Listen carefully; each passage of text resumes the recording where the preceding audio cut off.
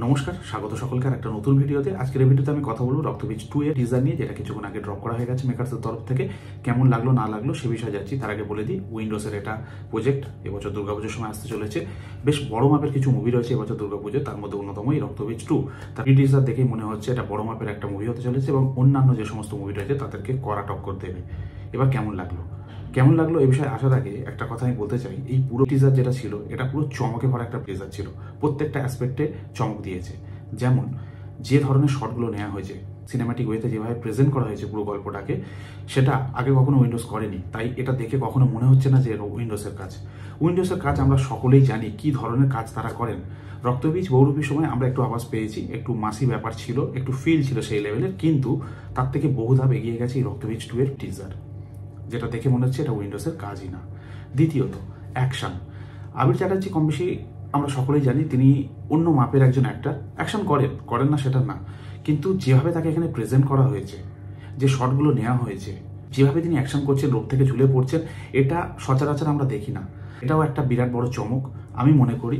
আর বেশ ভালো লাগছে, শুধু করলেই হয় না, সেটা ভালোভাবে এক্সিকিউশন হয়েছে, দেখতে ভালো লাগছে।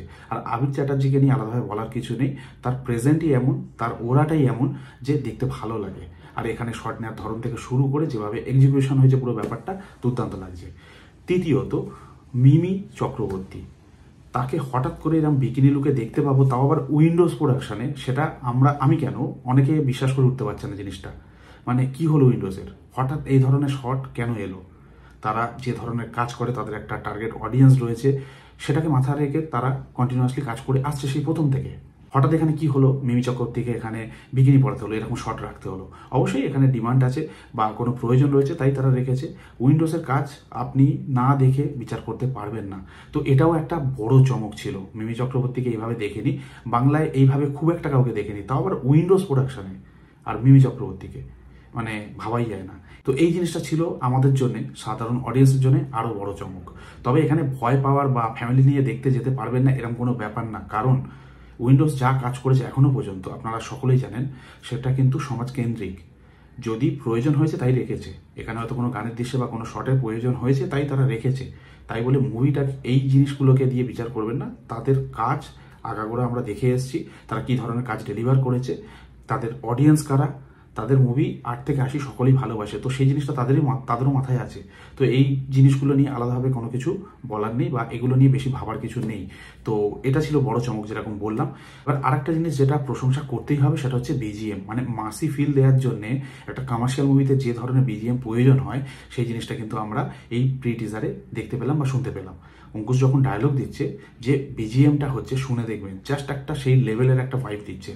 তো সেদিক দিয়ে দেখতে গেলে বিজিএমও দুর্দান্ত হয়েছে। এবার প্রত্যেকটা শটের ক্ষেত্রে যত্ন করে তারা বিজিএম ইউজ করবে, এটা আমরা জানি, কারণ উইন্ডোজ সবসময় যত্ন করেই মুভি বানায়।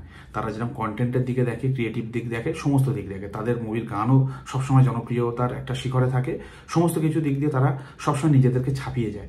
তো এই টিজারটা দেখার পরে আমি এটুকু বলতে পারি, তারা আগে যা কাজ করেছে সবকটাই মাস্টারপিস, কিন্তু বহু ধাপ এগিয়ে গেছে এই রক্তবীজ 2। তার অন্যতম এই 3টে কারণ আমি বললাম। তাছাড়া আরও অনেক এলিমেন্ট থাকবে মুভিটা যখন আমরা দেখবো, বা পরে আরও অন্যান্য মেটেরিয়াল যখন আসবে তখন আমরা বুঝতে পারবো। কিন্তু যদি মাসি ব্যাপারটা দেখেন পুরো ওভারঅল টিজারের মধ্যে, তাহলে কিন্তু টপ নচ ছিল, অন্য লেভেলের ছিল, যেটা উইন্ডোজের ক্ষেত্রে কখনো আমরা দেখিনি। মানে এটা মানতেই পারছি না বা ভাবতেই পারছি না বা বিশ্বাস করতে পারছি না যে এটা উইন্ডোজের কাজ। তারা এইভাবে প্রেজেন্ট করতে পারে, কি লেভেলের পোটেনশিয়াল থাকলে, কি লেভেলের দূরদৃষ্টিতা থাকলে এরকমভাবে তারা নিজেদেরকে এগিয়ে নিয়ে যেতে পারে কন্টিনিউয়াসলি। তো সেই জিনিসটা এখানে শিবপ্রসাদ দা এবং নন্দিয়াদি করে দেখিয়েছে, দুর্দান্ত তারা কাজ করেছে। আর এই টিজার তার প্রমাণ। আমার তো ব্যক্তিগতভাবে দারুণ লেগেছে, চমকে দিয়েছে প্রত্যেকটা শট, প্রত্যেকটা জিনিস। আরও অনেক কিছু রয়েছে এর মধ্যে, যেরকম আমি বললাম সব জিনিস হয়তো কভার আপ করা হলো না, বাট দুর্দান্ত হয়েছে, পুরো চমকে গেছি ভাই। আপনাদের কেমন লাগলো অবশ্যই কমেন্ট করে জানাতে পারেন। এর পরবর্তী মেটেরিয়ালের জন্য আমি ওয়েট করছি, জাস্ট ওয়েট করছি। সর্বশেষ একটা কথা বলে ভিডিওটা শেষ করবো, সেটা হচ্ছে বাংলা সিনেমা যে জায়গায় চলে গিয়েছিল, শুধুমাত্র দেব সাকসেসফুলি কাজ করে আসছিল, তার মুভিগুলো ওয়ার্ক করছিল, অন্যান্য হিরো বা অন্যান্য কন্টেন্ট সেইভাবে কাজ করছিল না, সেই অর্থে মানে করছিল, বাট সেই অর্থে কাজ করছিল না। কিন্তু এখনো পর্যন্ত যে 3টে বড় মুভি দুর্গাপুজোর সময় আসবে, তাদের প্রি টিজারগুলো দেখলাম, সবকটাই প্রমিসিং। মানে সেখানে গোলাগুলি হবে। তাই বলাই ভালো যে বাংলা সিনেমা ফের বাউন্স ব্যাক করছে এই দুর্দান্ত কিছু কন্টেন্ট নিয়ে, দুর্দান্ত কিছু কাজ নিয়ে। এইভাবে বাংলা সিনেমা এগিয়ে যাক, এই ধরনের সাহস দেখা কাজ করার সাহস দেখাক।